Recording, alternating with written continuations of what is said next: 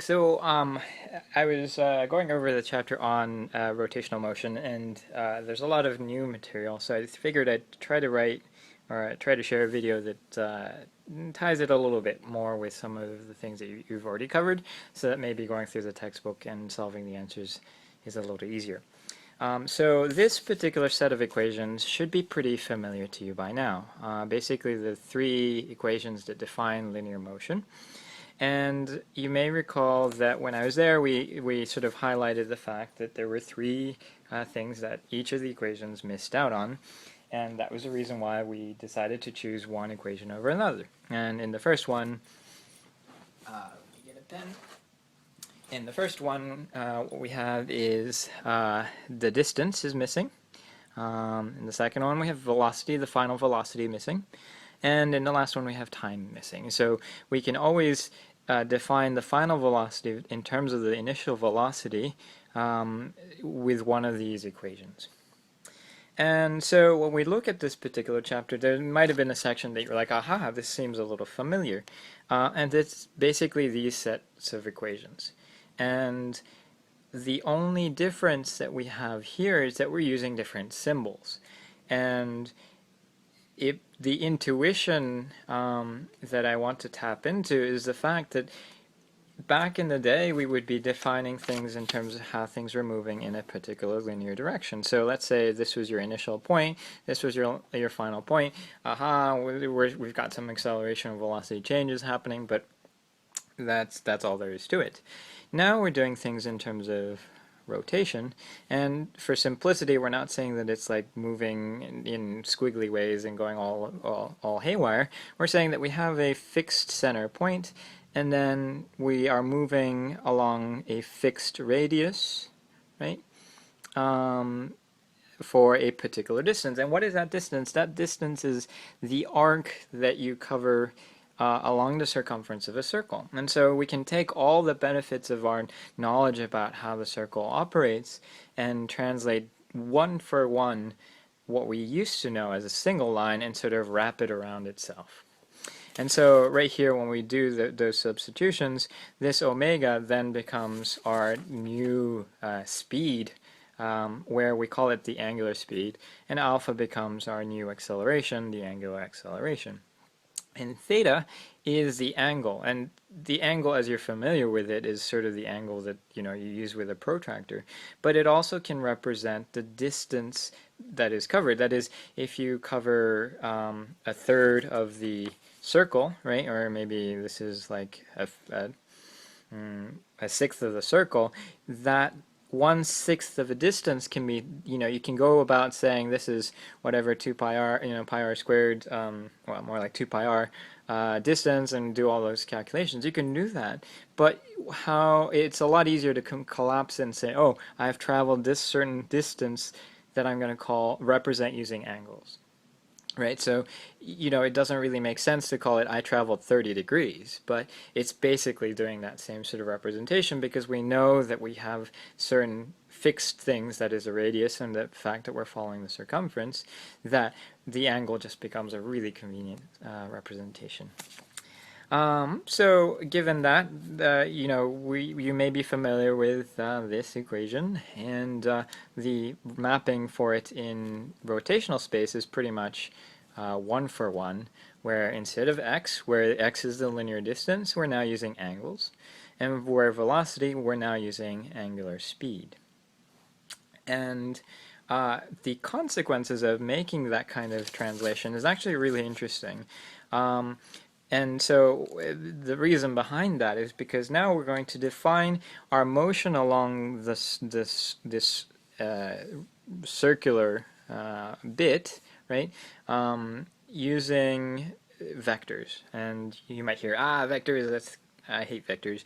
But they actually end up being pretty convenient because what you're doing is you're basically decomposing what you could otherwise just have a really hard time analyzing, and you're decomposing that into things that you know. And for the purposes of this particular chapter, one of the things that's really key is the tangential velocity. That is the velocity, the instantaneous velocity at a particular point, given your angular speed. So that particular equation right here, v equals r omega, is that particular relationship, and the thing that might be interesting to investigate is the fact that your angular velocity here is directly related to the radius of your motion. That is, the farther away you are, for the same angular speed, your tangential velocity is going to be bigger. And that may take a little bit of wrapping your head around. For me, right now, it's not coming necessarily intuitively, but that's something to mull over. Similarly, the acceleration is dependent on your radius. So the tangential acceleration is directly proportional to obviously the angular acceleration, but also the radius. And so this is nice, and I just want to reiterate the fact that velocity is a vector, right? It has a magnitude and a direction. And so one of the neat things that you may remember from the time I was there was that I asked you, okay, if velocity is constant, right, then in a linear system, what is the acceleration? It should be 0. It's not that when we're saying the acceleration is 0, we're saying that the velocity is constant. Not necessarily that the velocity is 0, but that the velocity does not change. And that held for a particular linear system, but now I'm going to assert and argue that in a circular system, the object in motion is always accelerating. And the question to you is, why is that the case? Given that velocity has a magnitude and a direction, how can something that's always moving in a circular system always be accelerating? It doesn't kind of make sense, right? Because if you're accelerating, that means you'd expect, like if you're in a car and you're hitting the accelerator, if you're accelerating, you're changing your speed, right? And so the hint there is that velocity is a vector. And so if velocity is a vector, some other things come out of that, and I will, the answer to the previous question should be that it's because you're changing direction. You're always changing direction. And so if you're using if you consider magnitude can be held constant, but if the direction changes, the acceleration cannot be 0. Cool. So when we go back to this idea of vectors, right? We just mentioned what the tangential velocity is going to be. We're going to call it this particular. If we drew a line from the center of motion to the whatever ball or thing that is moving, if we drew a 90 degrees, our tangential velocity would be whatever is tangential to that motion. And so the other vector that you want to consider is the other thing if this was in the y direction, the x direction. And that we're going to call centripetal velocity. Now the textbook doesn't really cover it as centripetal velocity, and the reason behind that is that mathematically we're actually more interested in centripetal acceleration. And there's a bit of a math side to it, which is pretty neat. You remember when I talked about how at every instance you could sort of draw a little mini triangle or mini arrows that define the tangential velocity, and that if you sum them all together, it would basically define your interaction. The cool thing is that if mathematically you're trying to define, so acceleration is delta v over delta t, right? Initially it used to be change in velocity over change in time, right? So if we make that same analogy right here, we have a velocity right here, that's velocity initial, and we have velocity final, right? And we also know that certain things happen during that time, that we covered a certain angle. And so when you sort of smush this particular arrow together, what you have is a triangle that kind of looks like this. This is going to be v the one that's a little closer to v final and v initial, and what you're trying to do is you're trying to define how much did it change during that time? How much did velocity change during the time it took for this particular ball to get from here all the way to here? And so if you do a really neat, basically what you're doing is you're approximating the particular distance using a line.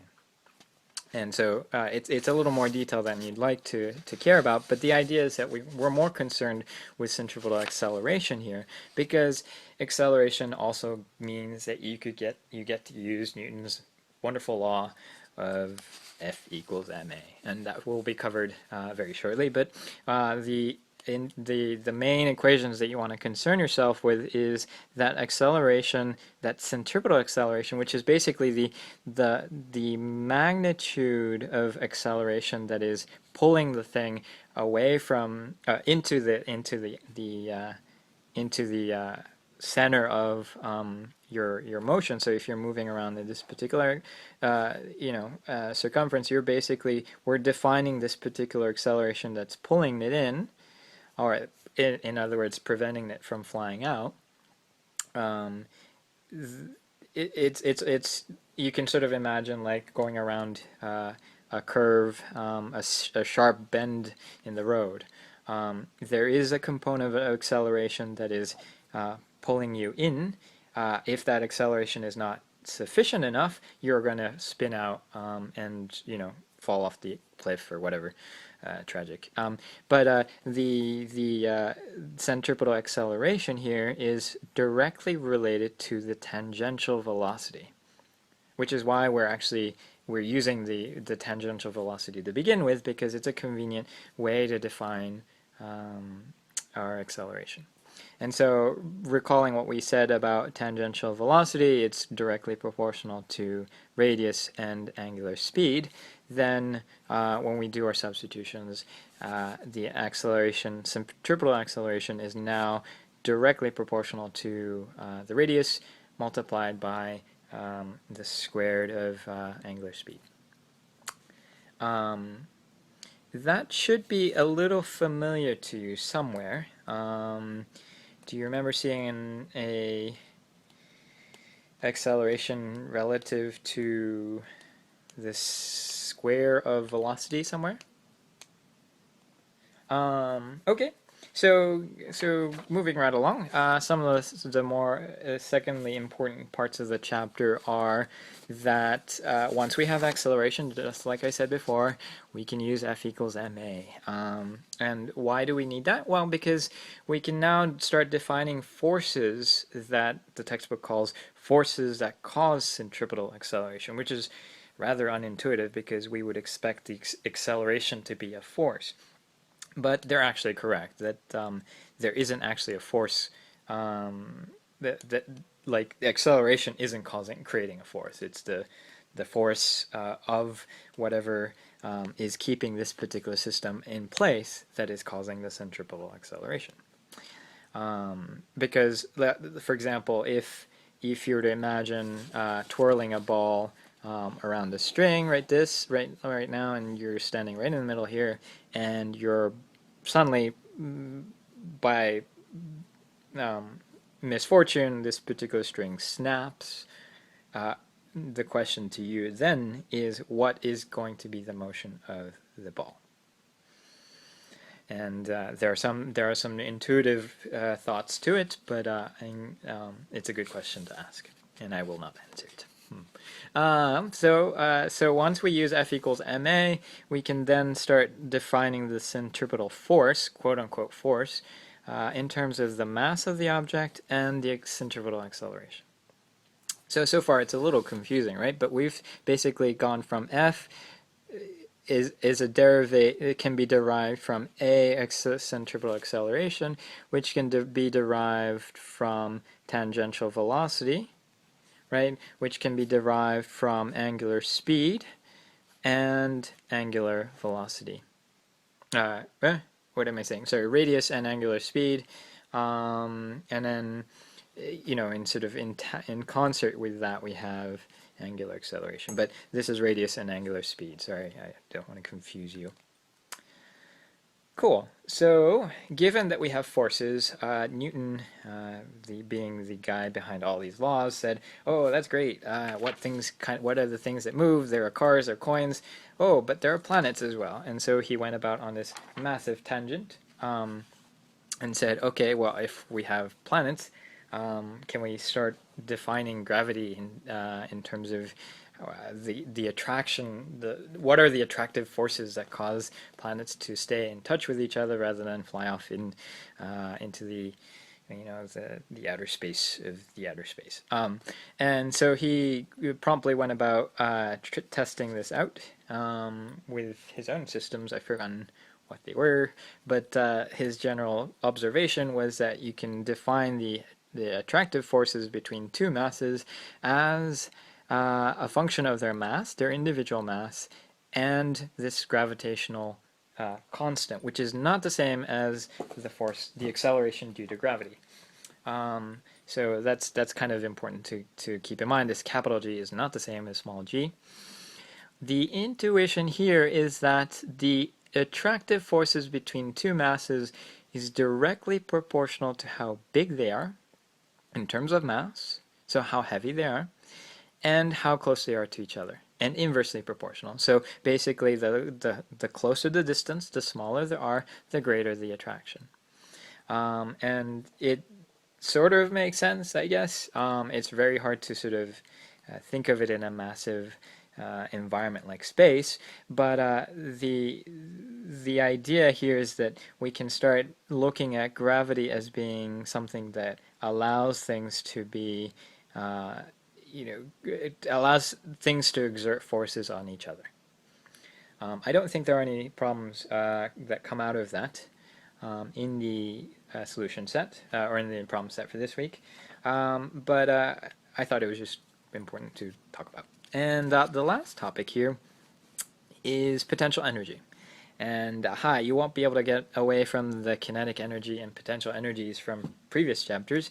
And I thought I'd tie things a little bit with what you already are familiar with. So potential energy is a function of mass times gravity times the height, right? So if you drop something from a particular height, or if you have something at a particular height from the ground, you can define what potential energy it has. What amount of energy does it have that it could potentially change into another form of energy?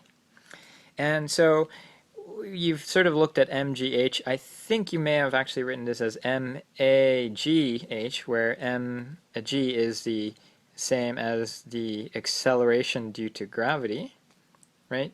I've always kind of known it as mgh. But if you have it the way you do it with mg, it's a one-to-one relationship between F equals ma and mg, right? So this is forces due to gravity, F equals ma. The direct relationship here is this is equal to F, right? So then if we were to rewrite this, then mgh equals fgh. And so that's great. So there's some force of gravity multiplied by height. And when you look at things on Earth, if you were to call something a particular height, it's basically part of the radius of the Earth. If you define everything from the center of a particular mass, that height is just a small part of the radius.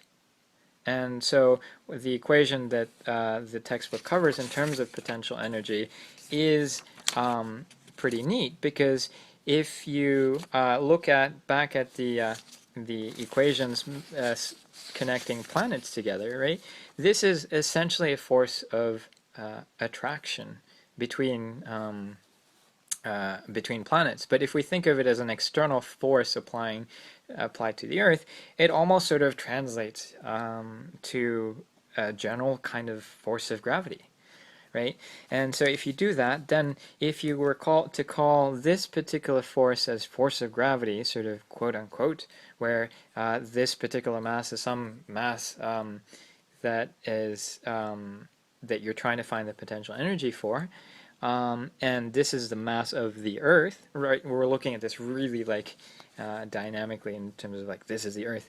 This, if we use the same equation that we used before and said FGH, right, is FG and R, where R is the radius of the Earth, then we can start defining things in terms of the offset from the surface of the Earth. So here, h is basically relative to the distance from the radius of the Earth. So the textbook covers it a little bit more in detail. I'm not sure if I'm making the point as clear as it could be, but the intuition here is that we're using the same common equations that we have used in times past for potential energy, and now we're just using the Earth as our measurement rather than an offset relative to the Earth, which was what we used to do with MGH.